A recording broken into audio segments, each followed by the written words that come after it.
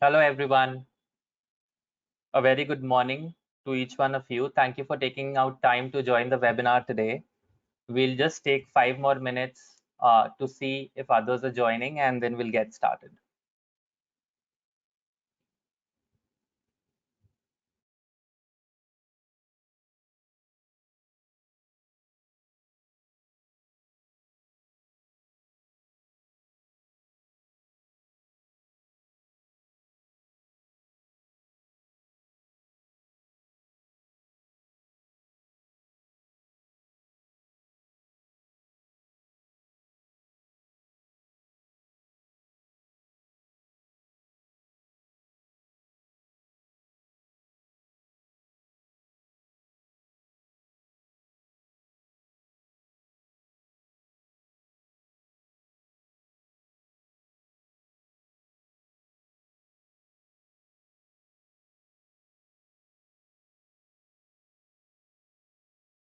Okay, I think we have a quorum, so we'll get started. Thank you, everyone, for taking out the time for joining us for this webinar today. I would like to welcome all of you on behalf of Empowered Health. I would want to take this opportunity first to set up some quick ground rules. So this webinar is an interactive session today where you can interact with our expert Avinash and also ask questions around the topic of the session today, which is Decoding CMS 9915F Price Transparency Mandate, Advanced Lessons for Health Plans and Providers. All of you have been put on mute during the session, but in case if you have questions, we have a chat box and you can leverage this chat box to send out all your questions to us. At the same time, if you still feel that you would want to interact with our expert, then you can raise your hand and we'll give you an opportunity to everyone to interact with our experts today. At the same time, I would encourage all of you to keep the session very interactive so you can throw in your questions anytime during the session. We'll try to take them during the session, or we'll also take a few questions towards the end of the session today. So yeah, without much further ado, we'll get started. I would like to welcome Avinash Prasad today for the session. Avinash is the Vice President of Product and Strategy at Empowered Health, and he's been with the organization for a long time and has been actively kind of working on the product strategy for the organization. Welcome, Avinash, to the session today. I would hand it over to you from here on and would let you take it over. Thanks, Chetan. Thanks all for joining this webinar. I'm Avinash and I head the product at Empowered Health. Let me give you a brief introduction about myself. I have close to 2 decades of experience building payer and provider product lines. Before this, I have worked with Fortune 10 and Fortune 50 companies uh, across the globe, building their payer product, payer and product, payer and payer and provider product lines, right? And I worked with companies like GE, Samsung, Philips, and before joining Empowered Health, I was running the payer strategy for a company called Innovisa. So let me quickly talk about what we are doing as a part of Empowered Health. So Empowered Health is the mission is to be the next gen fiduciary and provide safety net to 320 million American lives, right? So we are a consumer driven healthcare platform and a marketplace, right, which empowers individuals and families to take charge of their healthcare. We also have solution on the enterprise side, spanning compliance, analytics, and consumer engagement. Uh, on the consumer side, we have mobile and web interfaces that drives transparency, choice, access, and convenience for the members. You can aggregate your data. You can connect to healthcare partners. We already have close to 69 health plans partnered with us, like Aetna, Humana, UHG, and you can shop for coverage, uh, uh, go for second opinion, and many other things you can do on the platform. You can connect to Apple Health, get provider data from Apple. You can connect to Blue Button, get your claims records. There are numerous other items that you can do on the mobile app. That's pretty much about Empowered Health. Let me move on to the core subject of the webinar. Okay. So just to introduce myself, let me talk about the compliance roadmaps. And I know this is a cluttered slide, but this gives you an idea of how the whole CMS compliance roadmap looks like for the next couple of years, right? A lot of things to do for the payers and providers. And I'll precisely cover the 9915 piece in detail. Starting July 1st is where the regulation comes into presence. But then you need to understand that there are regulations tied to 9115F, which is tied to patient access API and provider directory, as well as the CMS 9123F pieces related to support for prior auth that will also come into account as you look at your compliance roadmap. Let me, so I want to run a poll here before I dwell deep into these details. So the poll question is, what is your current level of preparation for CMS 9915F, the price transparency mandate? And the choices are: we live with the mandate requirements, we are chosen a technology partner to build it for us, we are looking for partners to support us, we are still figuring out a game plan, and not applicable. So what we'll do is we'll take a minute, you can choose your options, and then we'll present the results in a few.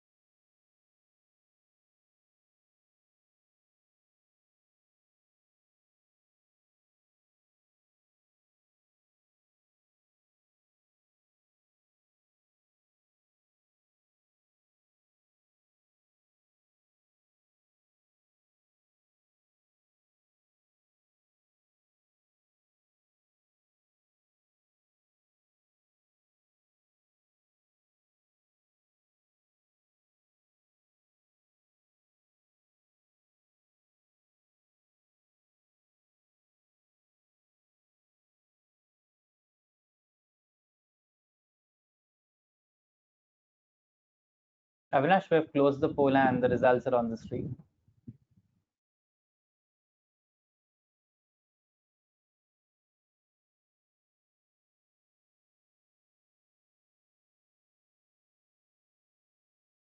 Avinash, you there? Yeah. Sorry, I was not able to unmute myself. Thank you. So this is an interesting result. So we have 33% who have chosen a partner.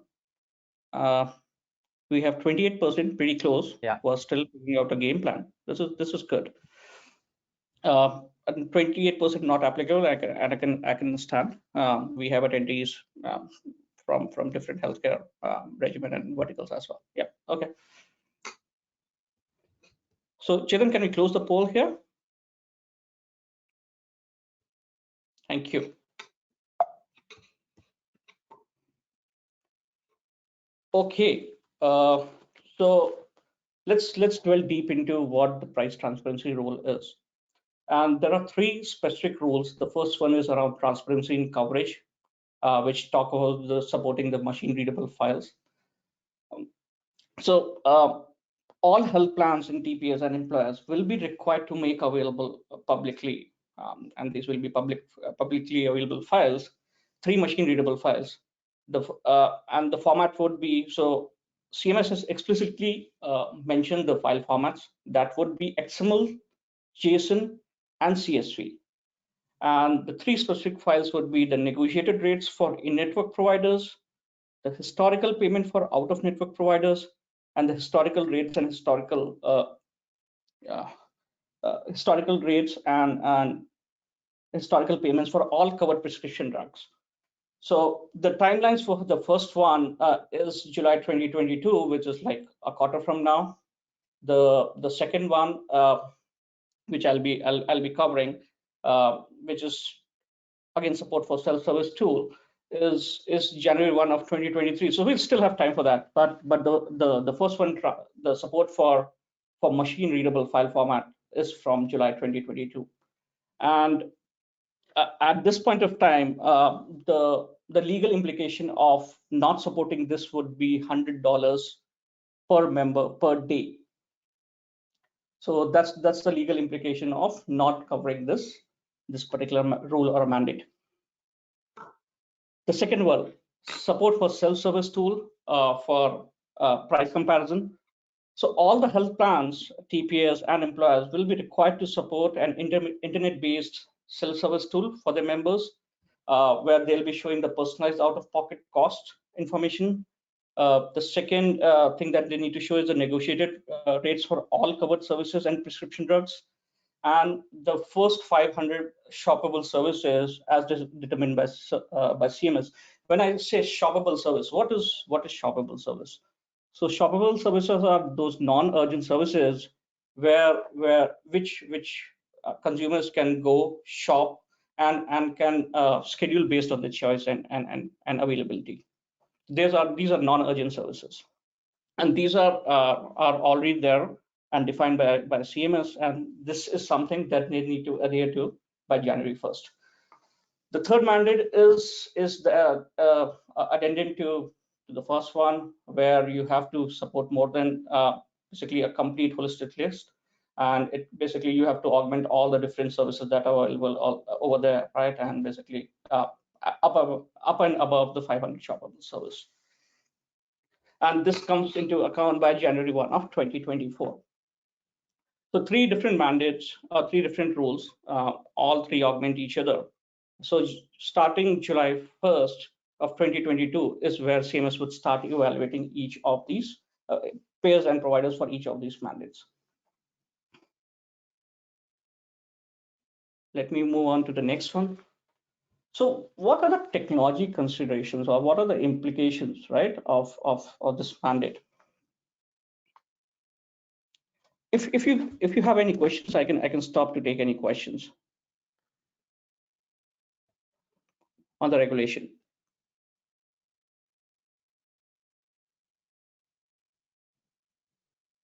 Okay.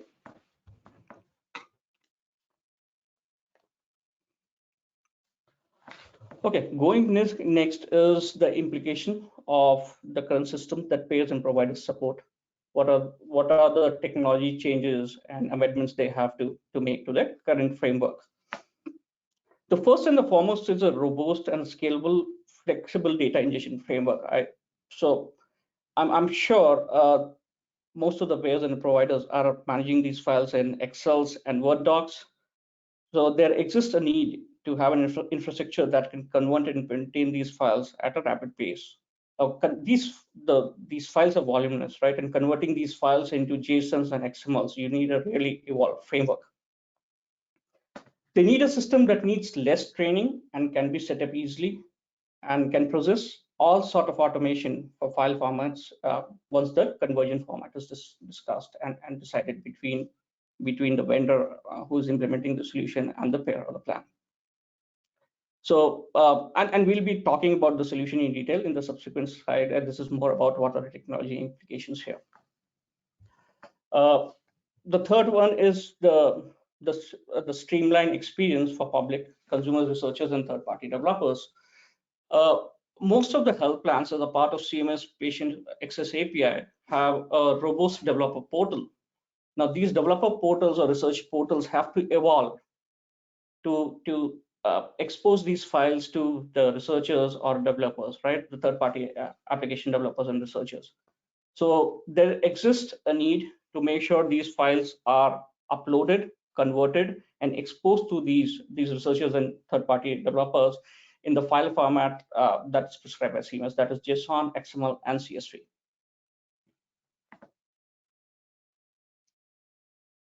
Okay. Any questions here? Cool. Okay. Now, we have talked about the regulation. We have talked about the technology implications. Let's talk about how this is going to impact the current consumer journey. So this is something, and Harry is a hypothetical user here. I've just created a workflow based on this is like something that's pre CMS 99915 at the past and the price transparency rule. how the current consumer journey is, and then I'll talk about post CMS 995 implementation, how this whole user journey and engagement will change. So Harry is a fictitious character here, is a fictitious user who is prescribed with gastrointestinal endoscopy due to chronic heartburn. So what he does is he's anxious. He has a long family history of intestinal cancer, and he's worried about the downstream cost, right, that he might incur. So what he does is he goes to his portal. Uh, the portal basically provides a list of in-network hospitals, and he doesn't get any details on the price that he would incur. So what he does, he calls the customer care. The customer care gives him a list of in-network hospitals, and he's assured that he'll be billed once the procedure is complete. He's still not sure. What he does is, and like most of us, right, he consults his family, he consults his friends, and he discusses the various options he can avail. So based on the recommendation, he from his friend and family, he selects a hospital, he goes for the procedure, not sure of the payment he owes. So once the procedure is done, a month down the line, he gets a bill with an out-of-pocket payment of $17.90 or $1,800, or it could be anything. He's extremely now. This is an extra expenditure on his current spend, right? So, and $2,000 is huge, right? So now he's worried. He basically maxes out his credit card with all the piling bills. So this uncertainty and not being transparent here, right? Because basically what eventually payers and providers are going to do is they are going to lose their members, right? There's no experience, right? The experience for that particular member, right? There's the experience to the particular member, right, is bad, right? It's not that friendly, user friendly. So let me go to the next one. So now this is post CMS 9915, right? How things would change for him. It's slow, it's small, right? There are less steps in terms of how he'll avail the service, and this is more attractive, more user friendly for him. So he again, the first steps remain the same. He has been prescribed with gastrointestinal endoscopy. What he does is he goes to his payer portal. The 9915 price transparency rule is implemented. He gets the best hospitals. He gets the cost tied to the service. Right, he can go use the price comparison tool. He can compare the rates across all the in-network providers, and he basically plans his budget in terms of what will be his out-of-pocket payment would be. He selects the payment. He selects the hospital and the payment plan based on the estimations, whatever his financial budget supports. He goes for the surgery. He comes back and he gets a bill where the difference between his estimation and the final is just $100.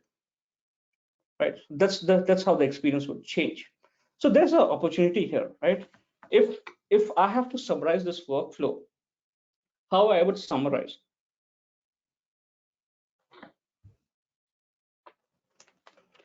So any health plan or any healthcare entity would get its most loyal customers if they think about transparency, choice, access, and convenience for the service population. They will be able to retain most of their customers if they think about these four different phases: transparency, choice, access, and convenience. That's how I would summarize it. Okay, the next piece, and I think this is the most interesting one, I think, and tied to most of the people who have joined. What are the implications for payers and providers? For the providers, the first is providing financial transparency. Providing an accurate and transparent shopping experience definitely may lead to providers. They have to maintain an accurate catalog of all the network providers, the services they support, and the associate cost.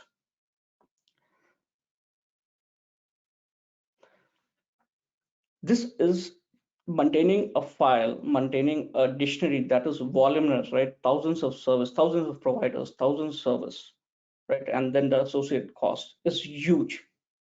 This is huge, right? They need to have an infrastructure that can support this process. Now, again, with all the transparency in place, providers would need to come out with more innovative service packages, like how I talked about in the previous slide, right? They have to come up with more innovative service packages that reduces the out-of-pocket expenses for the consumers. And this will drive basically more patient retention and loyalty.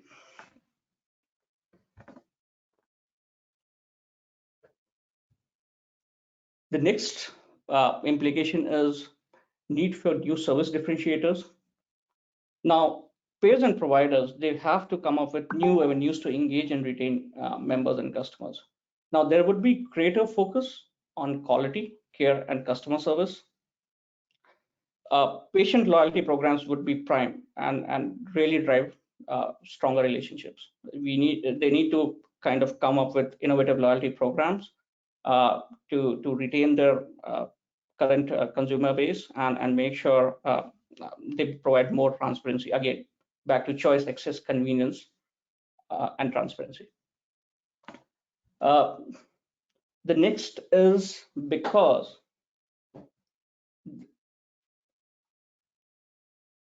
the traffic would be more to best-in-class hospitals.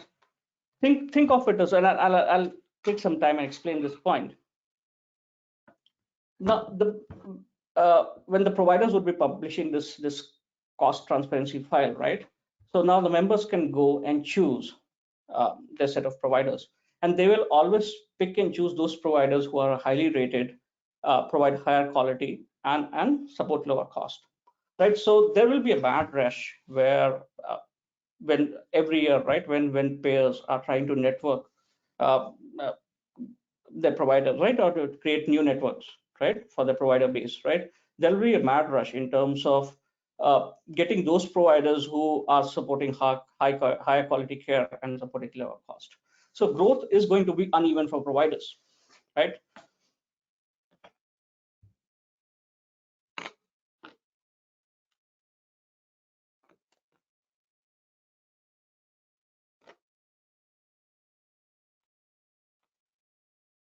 Let me talk about the payer implications. Any questions here? I just stopped, just if in case you have any questions, I'll be ready to take any questions if you have.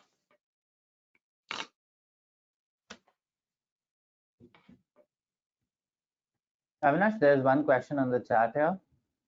There's a question from Pam. It says, for the July 22 deadline, does the readable file need to be available for the public to view?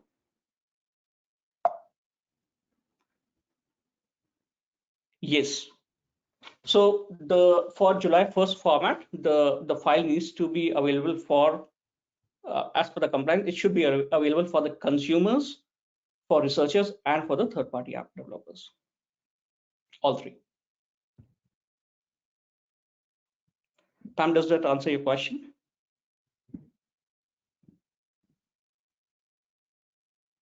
Awesome. And then there is a next question which says, can you provide a citation for the penalty of $100 per member per day? This question has come in from Tia. I can. I don't have that handy right now, but I'll share that with the team. Awesome. Thanks, Avinash. Okay. Take it forward. Okay. Okay. So I just covered the implications for the providers. Let me cover the implications for the payers, and there are many. I'll cover the top three. The first being to drive better financial planning and decision making, right? And it's all about experience. If you'll talk about the current member portal, it's most of the member portals that are there in the market, right? They are age old. They don't have the details on how the member can select the best services in terms of how they plan their experience or plan the service or the procedure, right? So there's a pressing need to kind of implement new set of features on the current member portal or at least plug in those a kind of a. I see a question. Sorry, is there a question? Parag, I think there's something popping up on the screen. Just hold on, please. There are no questions, Avinash. Okay, perfect. Thanks. Okay, so payers, they have to support a self-service portal on the current member portal. At least if they are not implementing a new member portal, they have to implement a interface with a self-service tool that can help the members to go and look for better services, right? Better service planning, where they can go and look for services uh, with mapped pricing and the in-network providers and out-of-network providers, right? And the service they render and the cost that they entail. At this point of time, there are no service providers and there are no member portals in the market that provide such experience. There are vendors who provide a shopping experience, but they don't get into details of provider tied to services tied to the cost that it entails. The next one is there's a big opportunity to be best in class plan by increasing focus on member and consumer experience. The utility, grievance, and access is going to be the most important differentiator for them. Any questions here? So again, see the provider tiering, and this is something that I covered when I covered provider, right? The rating, the better rating the provider has, right? More patients would be redirected to those providers, and that's how basically these payer organizations will usher into a best-in-class model. The more they network with those providers which provide quality of care at lesser cost, the higher star ratings they would have, and the better class rating they'll have, right? They'll enroll more members, they'll acquire more members.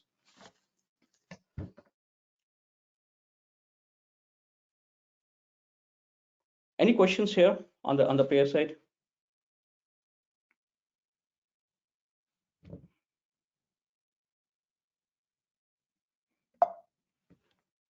Okay, let's take a quick poll here. Prag, you want to start the poll?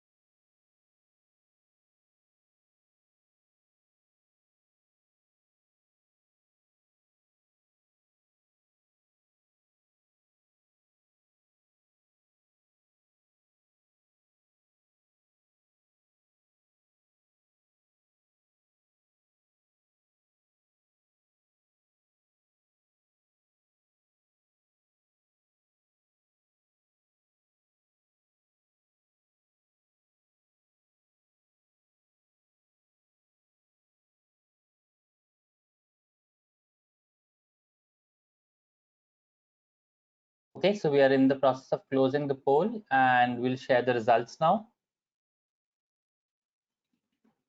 Avinash, you want to take it over with the poll results? Yeah, this is great. Everyone is taking this whole matter as an opportunity to drive better engagement. Nice. Okay, let me move on to the next one. And now we have talked about the experience, we have talked about the solution, we have talked about the regulation, we have talked about the technical challenges and the technical implications. Let's talk about the solution, right? And I'll give you our approach in terms of how Empowered is approaching this mandate.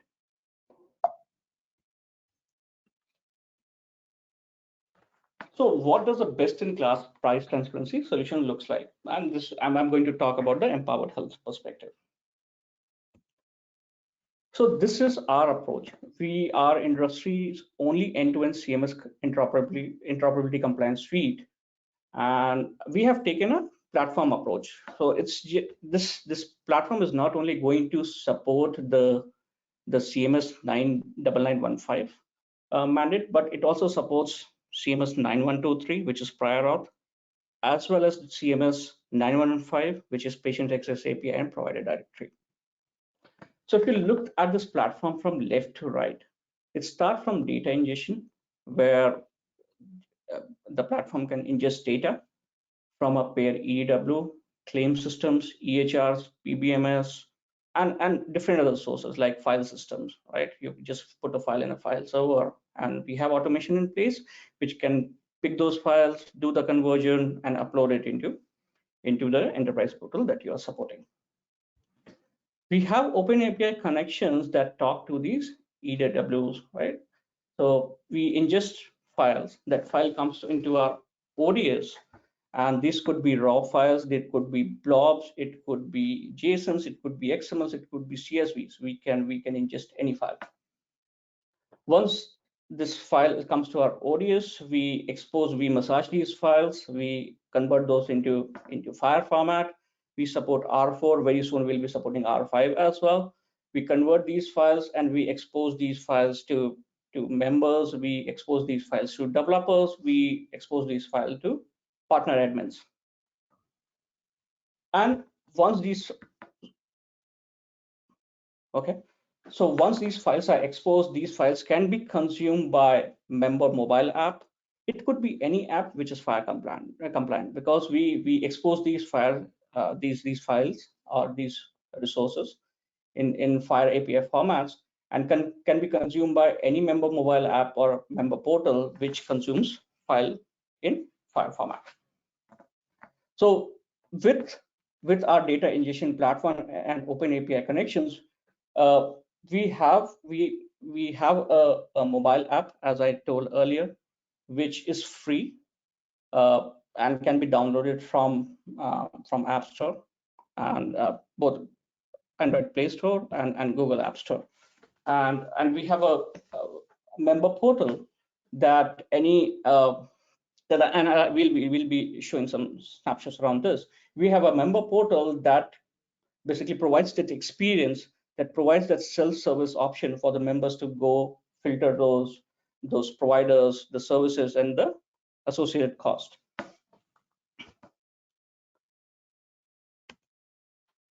This is a quick sneak peek around our solution. And at this point of time, we are compliant with July 1st timeline. We are compliant with January 1, 2023. And very soon we'll be ready with the Jan 1, 2024 mandate as well. And we'll be talking about these things in detail. So as you see, right, let's take the first image, right? This is how you set up the backend infrastructure.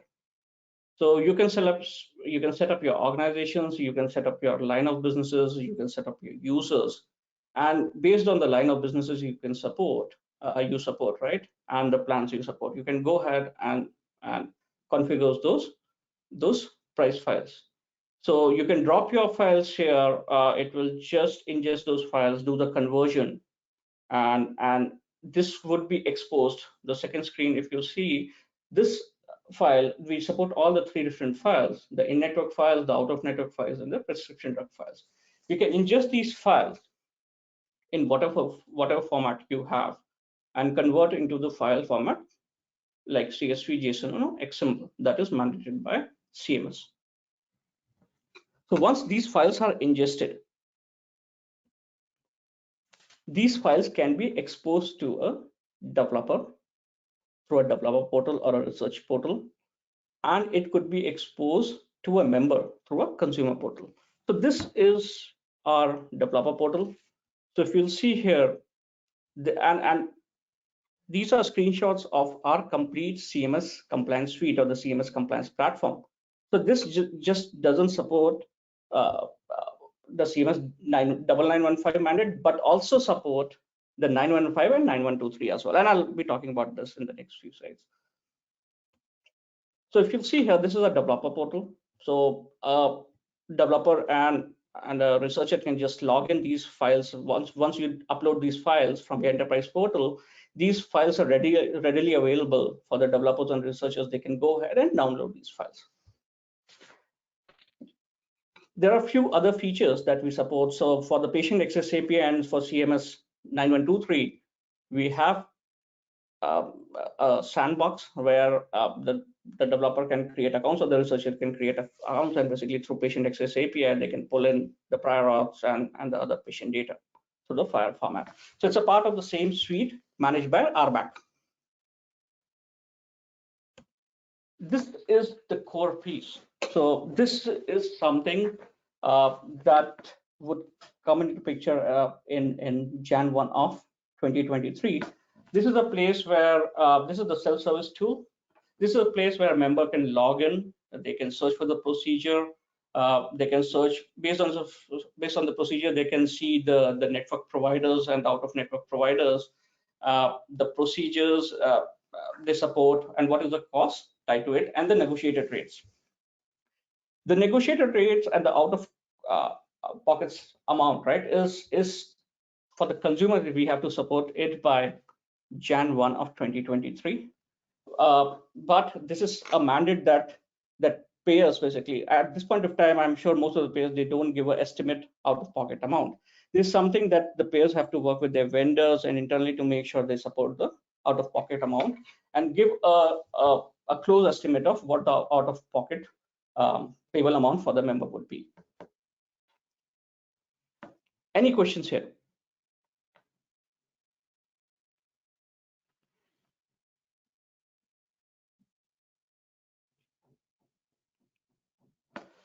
So at this point of time, this is a part of our member portal, but if this needs to be plugged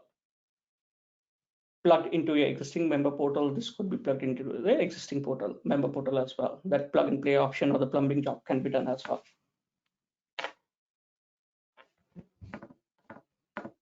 Okay. So that's a sneak peek into our solution, and we can always talk about this in more details. In case you want to reach out to us, you can always reach out to marketing@empoweredhealth.com. And I want to talk about this one.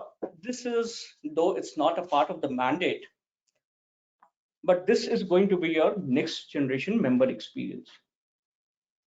So we are getting the network providers, the provider ratings, right? How the member experience would look like. This is how the member experience would look like. Basically, you will have your providers, you'll have your provider ratings, you'll get the details in terms of whom you want to avail, the associated cost. And once you have that handy, right, you precisely know, if you look at the second screen, you precisely know what your patient portion would be and what your insurance portion would be. And this is an aggregated amount. You can, when you click on one of these, right, when you click on view details, so it will basically give you a detail of what your patient portion will be or what the members out of pocket payment model would be versus what the insurer is going to pay. So this is going to be the next generation member experience. This we are still building this. This should be ready in a couple of sprints, and that's how basically we are trying to attack this problem and how we are trying to build this new gen member experience. This is pretty much what I had, and I'm ready to take any questions. I think I still have 15 minutes where I can take any questions that you guys have.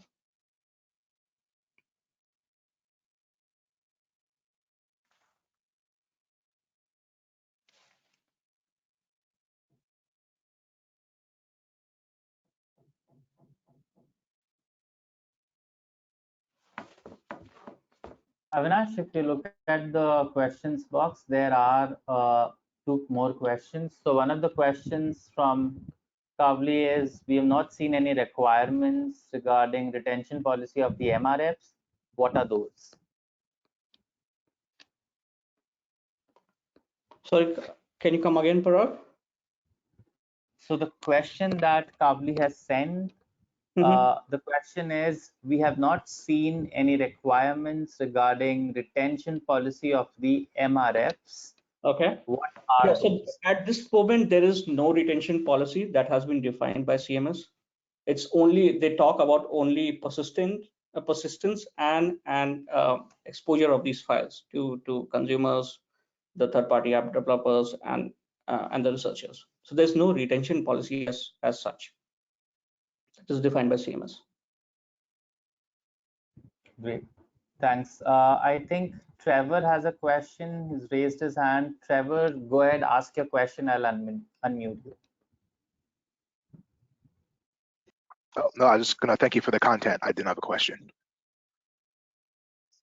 Okay, great. Thank you.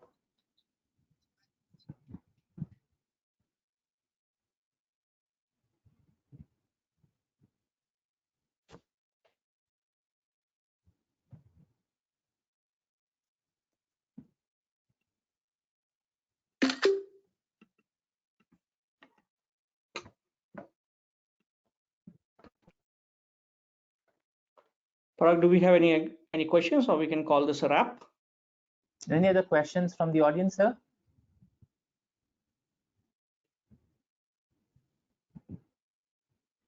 No, I think this is it. We don't have any other questions. Perfect. Thank you all. Thanks a lot for your time. Okay. Yeah. Go Great. ahead. Thank you, Avinash. I would want to take this opportunity to thank our audience here. Thank you for being a wonderful audience, and thank you for all the questions. As a follow-up to this session, we are going to send out the slides of this presentation along with the recording to the attendees as well as all the registered participants early next week. In case if you would like to basically see a demo of the solution, or if you would want to get in touch with us, you can write back to us at marketing@empoweredhealth.com, or you can also visit our website and contact us. Thank you so much once again, and we'll see you soon on the other webinars.